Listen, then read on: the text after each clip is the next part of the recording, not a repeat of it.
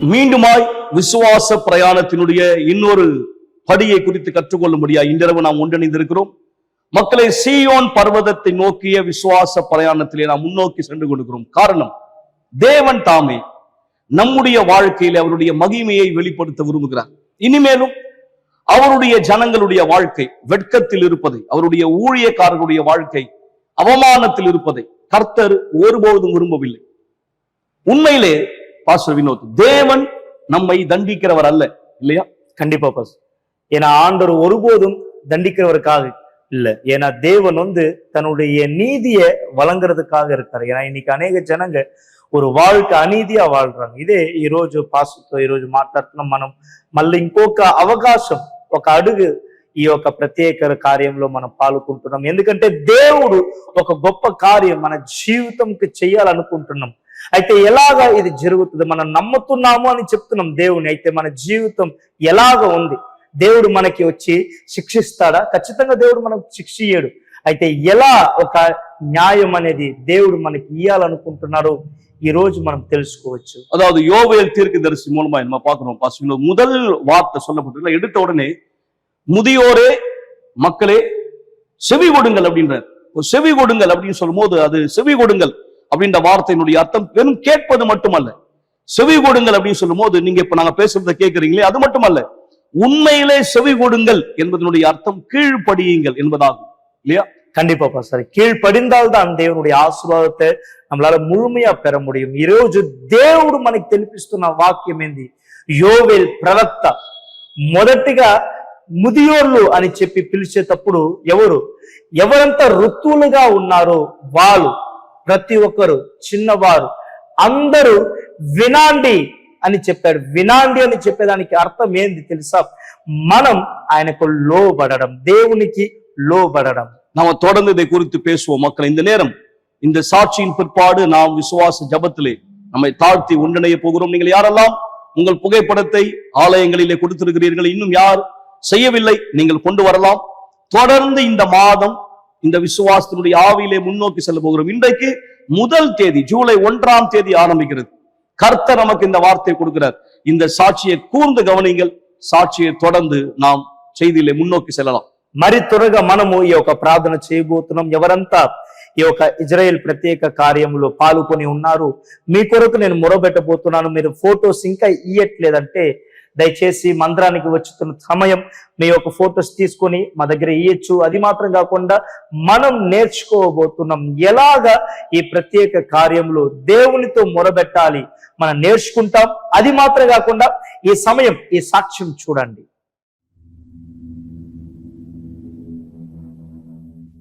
ஏராளமான உண்மைகள் பறைசாற்றப்படும் அதே இடத்திற்கு பின்னாலேயே சில கதைகள் மறைந்திருக்கின்றன. ஒரு நபர் வகிக்கும் பதவி அவரை பற்றி எல்லாவற்றையும் வெளிப்படுத்துமா?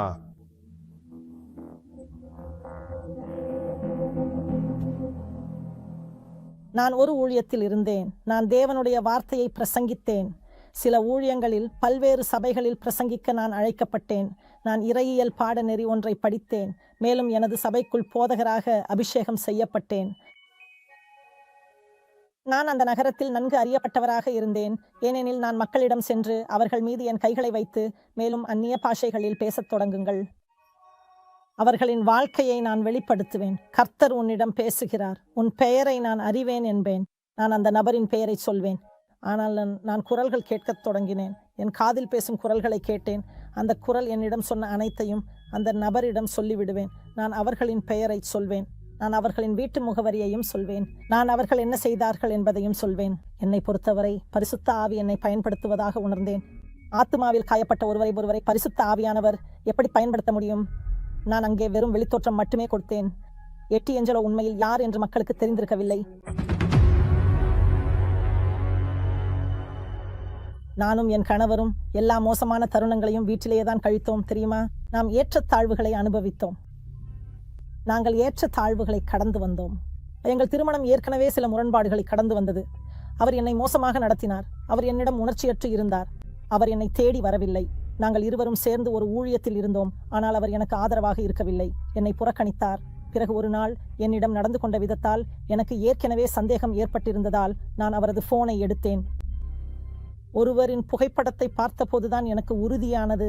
அப்போதுதான் அவர் எனக்கு செய்த துரோகத்தை கண்டுபிடித்தேன். நான் எனக்கு துரோகம் நடந்ததை அறிந்தபோது அந்த பெண் ஏற்கனவே 3 மாதம் கர்ப்பமாக இருந்தாள்.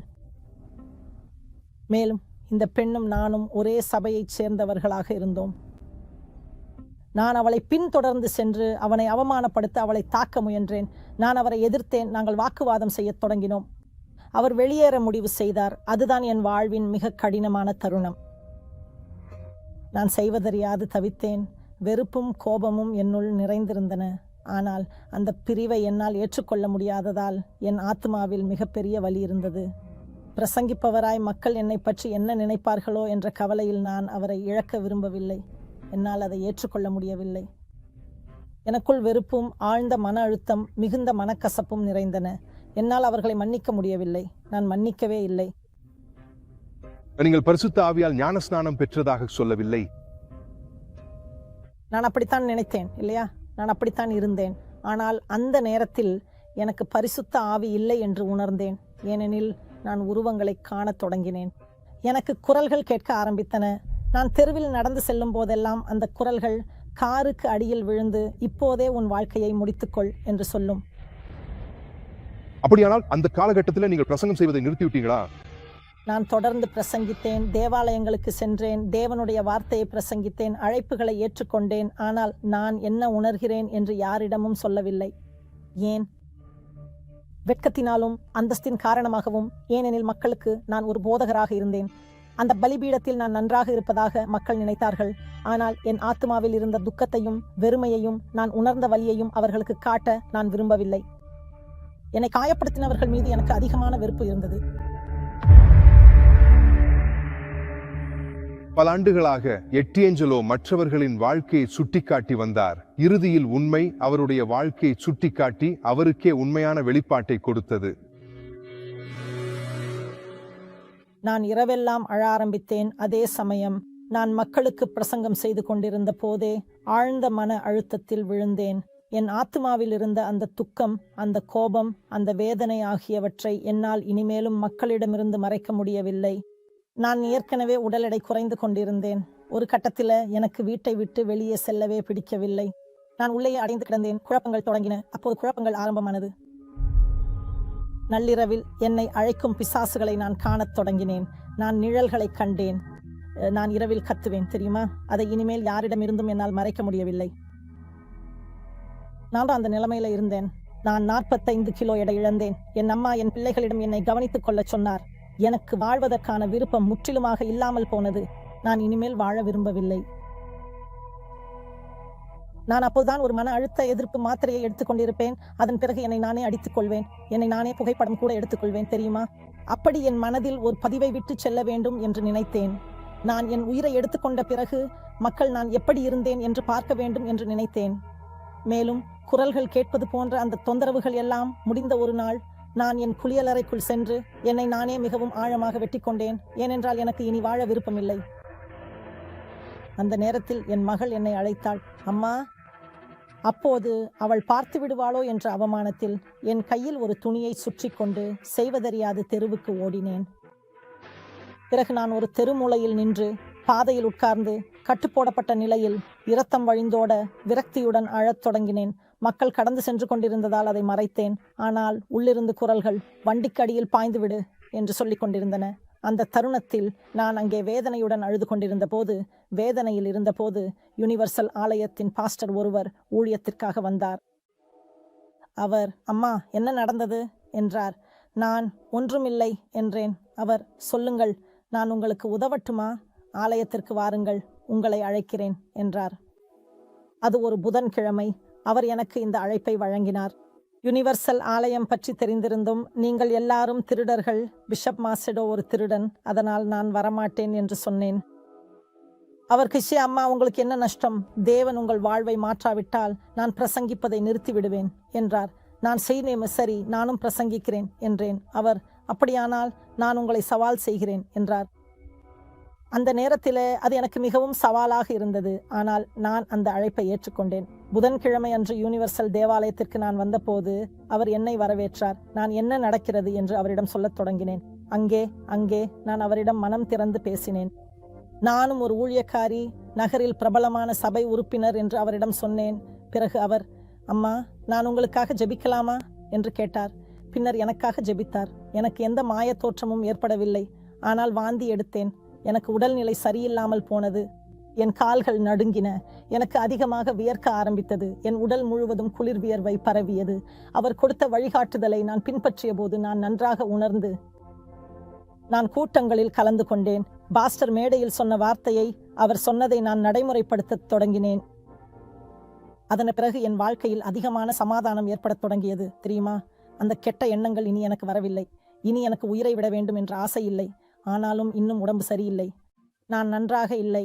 நான் ஆலயத்திற்கு போய்கொண்டிருந்தாலும், அவர் கொடுத்த வழிகாட்டுதலை கேட்டுக்கொண்டிருந்தாலும், என் உள்ளத்தில் எனக்குள் அந்த அகங்காரம் இருந்தது.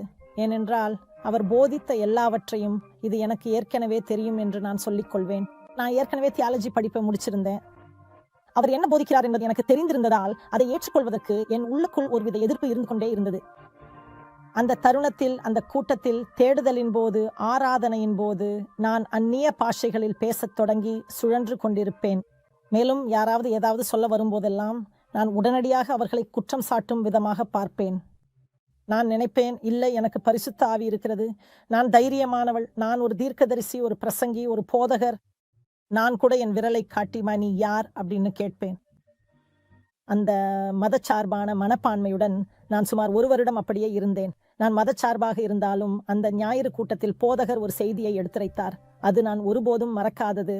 சங்கீதம் 42:5 இருந்து, என் ஆத்துமாவே, நீ ஏன் சோர்ந்து போகிறாய்? ஏன் எனக்குள் கலங்கி இருக்கிறாய்? தேவனை நோக்கி காத்திரு என்று சொல்கிறது. என் ஆத்துமா சோர்ந்து போனது. என் உள்ளத்தில் ஒரு வெறுமை இருந்தது. அந்த வெறுமையை பரிசுத்த ஆவி மட்டுமே நிரப்ப முடியும். அப்போது அவர் சொன்னது, பரிசுத்த ஆவியை பெற, பரிசுத்த ஆவியை அறிய, பரிசுத்த ஆவியை உடையவராக இருக்க அவர் என்னுள் வாசிக்க நான் மன்னிக்க வேண்டும் என்று. ஏனென்றால் பரிசுத்த ஆவியை பெற்றிருப்பவர் மனக்கசப்புகளை மனதில் வைத்திருப்பதில்லை. ஆனால் எனக்குள் நான் கடந்து வந்தவற்றின் காரணமாக இந்த கோபமும் இந்த வெறுப்பும் இருந்தது. ஆனால் பரிசுத்த ஆவி அப்படி இல்லை. பிறகு அவர் பரிசுத்த ஆவி என்றால் என்ன என்று விளக்கத் தொடங்கினார். அந்த இடத்திலேயே எனக்கு பரிசுத்த ஆவி இல்லை, நான் தேவனில் பிறக்கவில்லை என்பதை புரிந்து கொள்ள முடிந்தது. அந்த நேரத்தில் அவர் இஸ்ரவேல் சிறப்பு நிகழ்ச்சியை குறித்து, யாக்கோபின் அடையாளம் இஸ்ரவேலாக மாறியது பற்றியும் பேசினார். ஏனெனில் நான் யாக்கோபாக இருந்தேன். எனக்கு ஒரு அடையாளம் இருந்தது. அது ஒரு அழுக்கான அடையாளம், தெரியுமா? முழுமையாக ஏமாற்றம், துக்கம் மற்றும் மனக்கசப்பால் நிரம்பிய ஒரு மத ரீதியான நபர். பிறகு அவர், தேவன் என் கடந்த காலத்தை அழித்து விடுவார் என்றும் எல்லாவற்றையும் மாற்றி விடுவார் என்றும் எனக்கு ஒரு புதிய பெயரை தருவார் என்றும் அவர் கூறினார். அந்த பலிபீடத்தில் நான் என்னை முழுமையாக ஒப்படைத்தேன். நான் தேவனின் முன் என்னை தாழ்த்தி கொண்டேன். அந்த இடத்திலேயே நான் முழங்காலில் விழுந்தேன். நான், என் தேவனே, என்னை மன்னியுங்கள், ஏனெனில் நான் உமது வார்த்தையை பிரசங்கித்தேன், ஆனால் அதில் வாழவில்லை என்று சொன்னேன். நான் ஒரு பொய்யன், நான் மரியாதை செய்யாத ஒருவன். கர்த்தாவே, எனக்கு உதவி செய்யும், என்னை சுத்திகரிக்கவும், இந்த அடையாளத்தை மாற்றவும். நான் இனிமேல் இந்த மனிதராக இருக்க விரும்பவில்லை. நான் ஒரு தூய்மையான நபராக இருக்க விரும்புகிறேன். நான் பரிசுத்த ஆவியை பெற விரும்புகிறேன். நான் உம்மால் பிறக்க மன்னிப்பை கேட்க விரும்புகிறேன். என்னை பாதித்தவர்களை நான் மன்னித்தேன் என்று தேவனிடம் சொன்னேன். அப்போதுதான் என் முழு வலிமையுடன் தேடத் தொடங்கினேன். அங்கே பரிசுத்த ஆவி என் வாழ்வில் வந்தார். அங்கேதான் நான் தேவனால் பிறந்தவள் என்பதை உணர்ந்தேன். என் உள்ளத்தில் ஒரு அமைதி, என் ஆத்துமாவில் ஒரு மகிழ்ச்சி தோன்றத் தொடங்கியது. அந்த பாரம் அகற்றப்பட்டது. தேவனின் மன்னிப்பு என் வாழ்வில் வந்தது. அங்கேதான் நான் பிறந்தேன் என்றும் பரிசுத்த ஆவியை பெற்றேன் என்றும் உணர்ந்தேன். இது வெறும் உணர்ச்சி அல்ல, இது உறுதியான உணர்வு. ஏனெனில் என் உள்ளத்தில் சமாதானம் வந்தது. நான் ஆலயத்தில் இருந்த அனைத்து ஆண்டுகளிலும், அந்த நேரத்தில் ஒரு பிரசங்கராக இருந்த போதும், சுவிசேஷத்தை தெரிந்தவன் என்று நினைத்த போதும், இந்த சமாதானம் என் உள்ளத்தில் ஒருபோதும் உணரவில்லை. அந்த இடத்தில், அந்த தருணத்தில் என் ஆத்துமாவில் மகிழ்ச்சி இருப்பது எனக்கு உறுதியாக தெரிந்தது. அந்த மகிழ்ச்சி எனக்கு முன்பு இல்லை.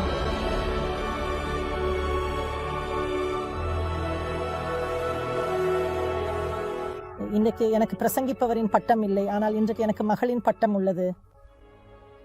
இன்றைக்கு தேவன் எனக்கு ஒரு தேவனுடைய மனிதரை ஆசீர்வதித்துள்ளார். இப்போது அவர் என் கணவர். திருமண விழாவின் போது எங்களுக்கு திருமணம் நடந்தது. எனக்கு என் தொழில் உள்ளது. இன்னைக்கு நான் ஒரு ஆசிரியராக இருக்கிறேன். மேலும் கல்வியியல் துறையில் எனது பட்டப்படிப்பை இன்னும் படித்து வருகிறேன். நான் கற்றுக்கொண்ட மிகப்பெரிய பாடம் என்னவென்றால், நாம் தேவனிடமிருந்து எதையும் மறைக்கக்கூடாது என்பதுதான். நான் மதத்தின் காரணமாக மறைத்தேன். மற்றவர்கள் என்னை பற்றி என்ன நினைப்பார்கள், மற்றவங்க என்னை பற்றி என்ன சொல்லுவாங்க. இப்போது எனக்கு சமாதானம் உள்ளது, என் ஆத்மாவில் மகிழ்ச்சி உள்ளது. அதை ஒரு பட்டத்திற்காகவோ அந்தஸ்துக்காகவோ நான் விட்டுக் கொடுக்க மாட்டேன். வேறு எதற்காகவும் நான் அதை விட்டுக் கொடுக்க மாட்டேன்.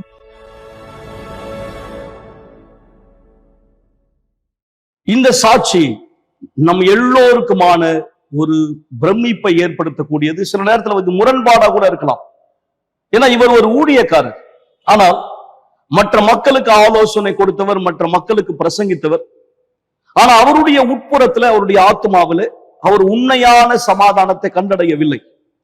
இங்கே குறிப்பிட்ட பிரகாரம் இந்த வசனம், அவர் சொன்ன இந்த வார்த்தை சங்கீதம் 42 5ஆம் வசனம், என் ஆத்மாவே நீ ஏன் கலங்குகிறாய், ஏன் எனக்குள் தியங்குகிறாய், தேவனை நோக்கி காத்திரு. உண்மையில அவருடைய ஆத்மா அதாவது கலங்கி கொண்டிருந்தது, தியங்கி கொண்டிருந்தது. ஆனா உண்மையில அவர் பிரசங்கம் செய்கிற ஒருத்தர். இதுக்கு நம்ம சொல்ல முடியுமா, ஒருவேளை இந்த வார்த்தை சில மக்களுக்கு ஏற்றுக்கொள்ள கடினமா இருந்தாலும், ஆனா ஆண்டவர் சொன்னார், சத்தியத்தை அறிவீர்கள், சத்தியம் உங்களை விடுதலையாக்கும். கண்டிப்பா. அதாவது இது என்ன வார்த்தை, அதாவது பிசாசு பிளஸ் ஆலயம், அதனுடைய பதில் என்ன, வெளிப்பாடு என்ன? பிசாசு பிடித்த உறுப்பினர்கள், இல்ல பிசாசினால் பிடிக்கப்பட்ட ஊழியர்கள். இது வந்து கேட்க கொஞ்சம் கடினமா இருந்தாலும் கூட அவருடைய சாட்சியை வைத்து பார்க்கும்போது இதுதான் உண்மையில நடந்த விஷயம் இல்லையா? கண்டிப்பா பாஸ்டர். ஏன்னா தேவன் இந்த ஒரு ரகசியத்தை இன்னைக்கு வெளிப்படுத்துறாரு. எத்தனை பேர் தன்னை வந்து ஏமாத்திக்கிறாங்க, உண்மையாவே தன்னுடைய வாழ்க்கை நான் ஆண்டவருக்கு சேவிக்கிறேன் அப்படின்றாங்க. ஆனா உண்மையாவே அதனுடைய అడయాళమాய் அதனுடைய కనిగలు வெளிப்படுத்தలు. ఈ రోజు మనం చూడొచ్చు, ఎందుకంటే చాలా ప్రజలు ఈ రోజు మనం సాక్ష్యాలు చూసినట్టుగా ఈ జీవితం ఎలాగ మారింది, ఎన్ని ప్రజలు ఇలాగ ఉన్నారు, వాళ్ళు ఉపదేశిస్తున్నారు. అయితే ఇక్కడ వాక్యం చెప్తున్న ప్రకారం నా ఆత్మ బాధతో ఉన్నది, నా ఆత్మ దిగులుతో ఉన్నది. అర్థం ఏంటిది? ఒక వ్యక్తి, ఈ యొక్క స్వార్థ చెప్పే వ్యక్తి లోపల ఇలాగ ఉందంటే ఎలాగ మనం ఊహించగలం? ఖచ్చితంగా మనం ఊహించలేం. ఒక వ్యక్తి నిజముగా దేవునితో ఆ ఒక కృపని పొంది ఉంటే ఇలాంటి ఒక పరిస్థితితో ఉండేదానికి అవసరం లేదు. అయితే అర్థం ఏంటంటే ఆ వ్యక్తి ఇంకా సత్యాన్ని ఎరగలేదు. సత్యం ఎరిగితే వాళ్ళు విడుదలని పొందుకుంటారు, మార్పుని తన జీవితంలో చూస్తారు. அதாவது கர்த்தருடைய ஆவி ஒருத்தருக்குள்ள வரும்போது அவர் பலன் அடைகிறார் இல்லையா? ஆனா இங்க வசனம் சொல்லுகிறது, அவர் ஆத்மா தியங்குகிறது, அவர் ஆத்மா கலங்குகிறது. மிக சரியா இதுதான் பாஸ் வினோத் நிக்கோதேமுவிடம் இயேசு சொன்னது. நிக்கோதேமு யூதருக்குள் அதிகாரி, மத போதகர், பெரிய அளவு தேவனுடைய வார்த்தையை நன்கு அறிந்த ஒருத்தர். அதாவது தேவனுடைய வார்த்தையை வந்து மற்ற மக்களுக்கு பிரசங்கிக்கிற ஒருத்தர், மற்ற மக்களுக்கு ஆலோசனை கொடுக்கிற ஒருத்தர்.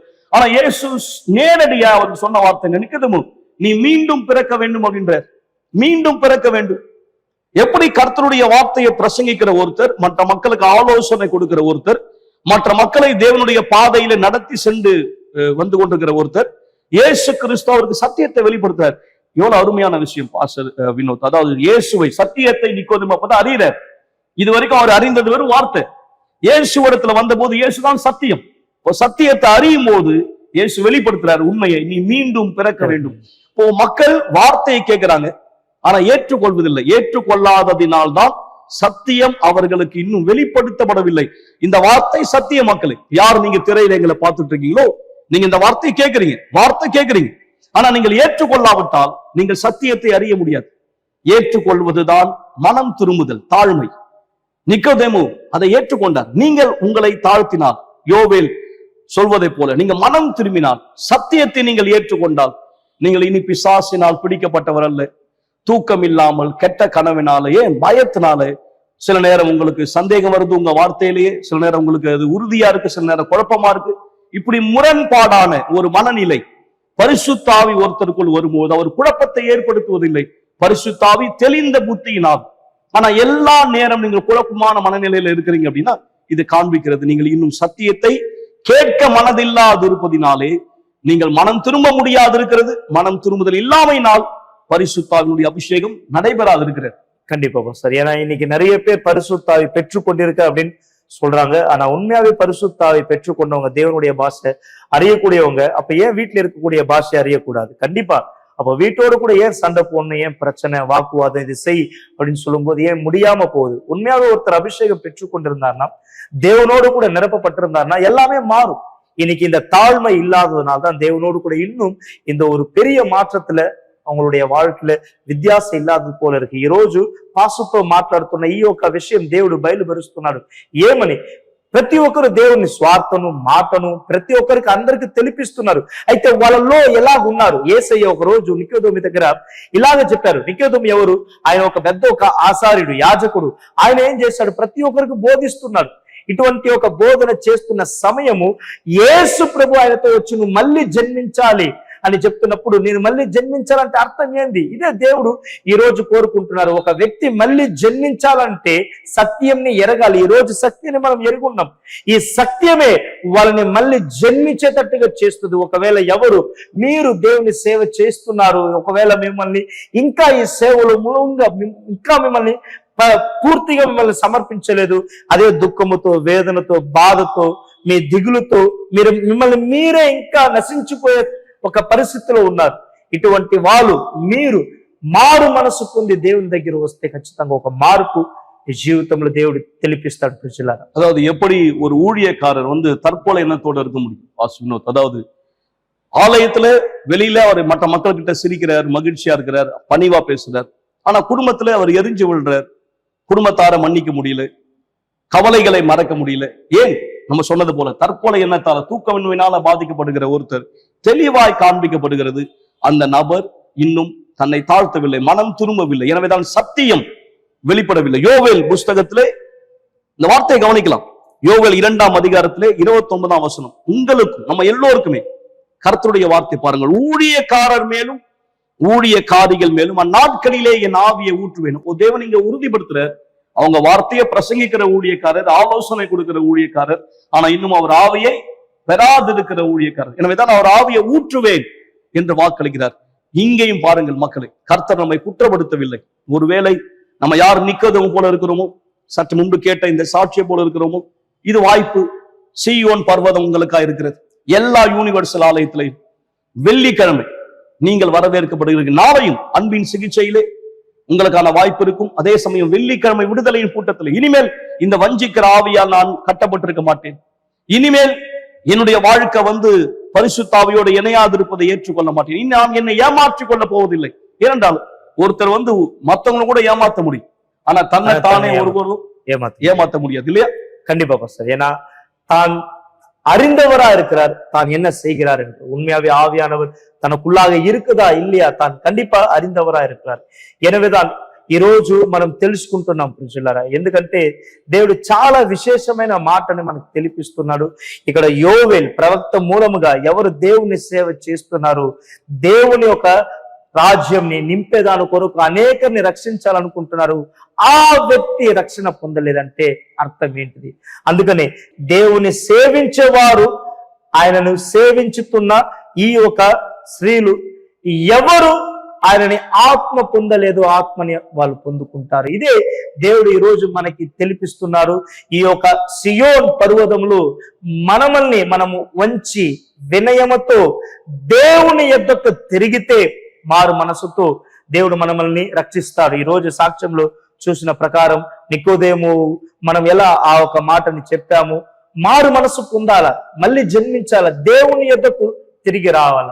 அதே దేవుడు ఈ యొక్క ప్రత్యేక ప్రార్థనలు మీ దగ్గర కోరుకుంటున్నారు ప్రజలారా. எனவே கண்டிப்பாய் சீயோனிலும் எருசலேமிலும் கர்த்தர் வரவழைக்கும் யாவரிடத்திலும் ரட்சிப்பு உண்டாகும், விடுதலை உண்டாகும். எனவே நீங்கள் ஆலயத்துக்கு சென்று உங்களுக்கான விண்ணப்பத்தை எடுங்கள், உங்களுடைய தியாகத்தை ஆயத்தப்படுத்துங்கள். நான் என்ன தியாகம் செய்யணும் ஆண்டவரேன்னு கேளுங்க.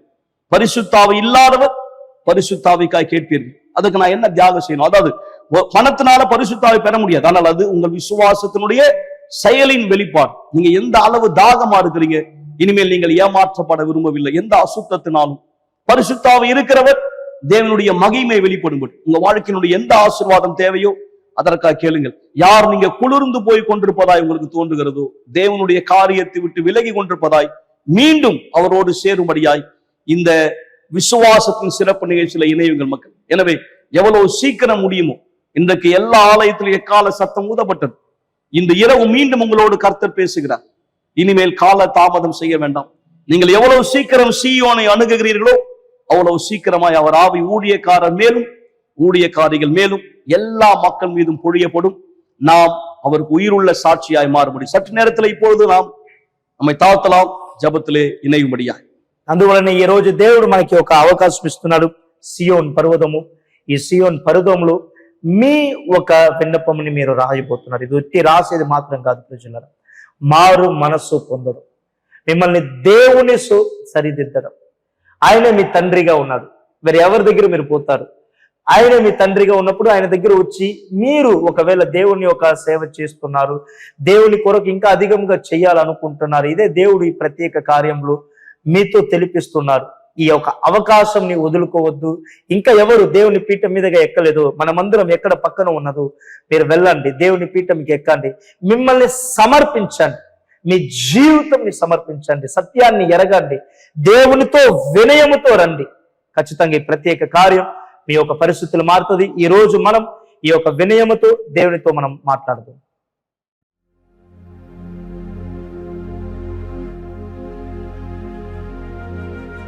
తండ్రి ప్రభువా యేసయ్య, ఈ రోజు మేము మీ యొద్దకు తిరిగి వచ్చినాం వినయముతో తండ్రి.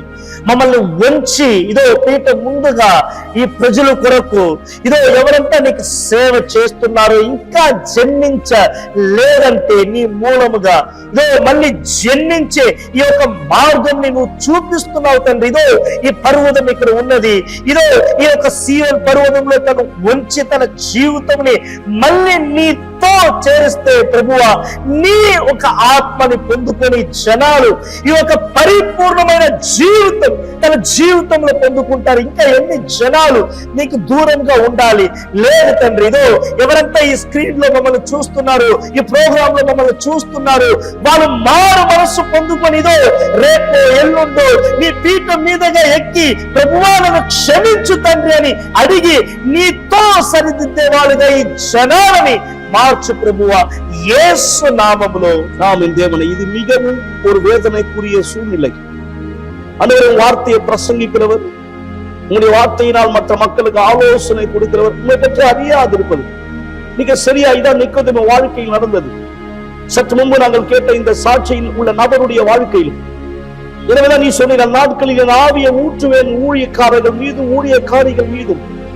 யாரெல்லாம் மனம் திரும்புகிறார்களோ தேவனை, யாரெல்லாம் தான் இரண்டு வாழ்க்கையில் இருப்பதை தெளிவாய் புரிந்து கொள்கிறார்கள், தான் என்ன பிரசங்கிக்கிறேன், தான் என்ன ஆலோசனை கொடுக்கிறேன், ஆனால் நான் உண்மையில் அப்படி இல்லை, எனக்குள் முரண்பாடான சுபாவங்கள், என்னால் அந்த பாவத்தை நிறுத்த முடியவில்லை, என்னால் அந்த பொய்யை நிறுத்த முடியவில்லை, என்னால் அந்த சந்தேகத்திலிருந்து மீண்டு வர முடியவில்லை. வருஷ கணக்காக இது நடந்து கொண்டிருக்கிறது. என் வாழ்க்கை விரக்தியிலே, சலிப்பிலே, அவமானத்தில் இருக்கிறது. ஆனால் உன் ஜனங்கள் வெட்கப்பட்டு போக அனுமதிக்காதரும், உன்னுடைய ஊழியக்காரர்கள் வெட்கப்பட்டு போக அனுமதிக்காதரும். யாருடைய திரைப்படம் எல்லாம் இந்த இடத்துல வைக்கப்பட்டிருக்கிறதோ எல்லா யூனிவர்சல் ஆலயத்தின் தேவனே, யாரெல்லாம் எங்களோட இந்த விசுவாச பிரயாணத்தில் இணைந்திருக்கிறார்களோ, வெறும் இந்த ஜபத்திலே மட்டுமல்ல, யார் பிடத்தில் ஏறி சென்று விண்ணப்பத்தை எடுத்து தன் தியாகத்தை தயார்படுத்திக் கொண்டிருக்கிறார்கள், அவர்கள் கண்களை திறப்பினாய், அவர்கள் புரிந்து கொள்ளுதலை திறப்பினாய். சீக்கிரத்தில் அவர்கள் மெய்யான ஆவியை பெற்றுக் கொள்ளும்படியாக, பரிசுத்தாவினுடைய ஊற்றுதலை பெற்றுக் கொள்ளும்படியாக, தன்னுடைய பாவங்களை அறிக்கையிட்டு தன் பாவத்திலிருந்து மனம் திரும்பும்படியாக. அதனாலே தேவனே, இந்த சிறப்பு நிகழ்ச்சியிலே அவர்களுக்கு நீ கொடுக்கிற இன்னொரு வாய்ப்பை அவர்கள் எடுத்துக் கொள்ளும்படியாக, இனிமேலும் வஞ்சிக்கிற ஆவியினாலும் அசுத்தத்தினுடைய வார்த்தையினாலும் மோசம் போகாதபடி, வஞ்சிக்கிற ஆவி ஆலயத்துக்குள் யார் வாழ்க்கையிலும் ஜெயிக்காதபடி, உம்முடைய ஊழியக்காரர் உம்முடைய ஊழியக்காரிகள் மூலமாய் தேவனே, எப்படி யோவேல் மூலமாய் எருசலேமுக்கு மக்களுக்கு ரட்சிப்பு வந்தது, அதே போல உம்முடைய ஊழியக்காரர்கள் மூலமாய் அநேகர் மனம் திரும்பும்படி ரட்சிக்கப்படும்படியாக எங்கள் எல்லோருடைய வாழ்க்கை பரிசுத்தம் பண்ணப்படுவதாய், பரிசுத்த ஆவி உள்ளவர்கள் உம்முடைய ரட்சிப்பை கண்டடையும்படி, பரிசுத்த ஆவி இல்லாதவர்கள் உம்முடைய ஊற்றுதலை பெற்றுக் கொள்ளும்படியாக இந்த புகைப்படத்தின் மூலமாய் அடையாளப்படுத்தப்படுகிற எல்லோருடைய வாழ்க்கை மக்கள் அர்ப்பணிக்கிறோம் ஆண்டவரே. அதே சமயத்திலே வெனிசுலாவில் ஏற்பட்ட இந்த சேதத்தினால், பூமி அதிர்ச்சியினால் பாதிக்கப்பட்ட குடும்பங்கள், மக்கள் எல்லோருக்காக நாங்கள் ஜெபிக்கிறோம். அவர்களை நீ ஆறுதல் படுத்தி தேற்றி பலப்படுத்தும்படி, அந்த குடும்பங்களை நீர் பாதுகாக்கும்படி, வழிகாட்டுதலை கொடுக்கும்படி உம்மிடத்திலே ஜெபிக்கிறோம் தேவனே. சத்தியத்தை நாங்கள் கேட்டுக்கிறோம், சத்தியத்தை ஏற்றுக்கொள்ள எங்களுக்கு உதவி செய்யும். அதனாலே சத்தியம் எங்களை விடுதலை ஆக்கும்படி இந்த இரவு இந்த ஜபத்தின் மூலமாய் உண்மையிலே தன்னை தாழ்த்துகிற எல்லோர் மீதும் உம்முடைய சமாதானத்தை, உம்முடைய ஊற்றுதலை, உம்முடைய விடுதலை அறிக்கை செய்கிறோம். இயேசு கிறிஸ்துவினுடைய பெயர் மற்றும் அவர் மகிமைக்கா எங்களோடு நீங்கள் விசுவாசத்தால் ஏற்றுக்கொண்டால் சொல்லுங்கள், ஆமென். தேவனுக்கு மகிமை.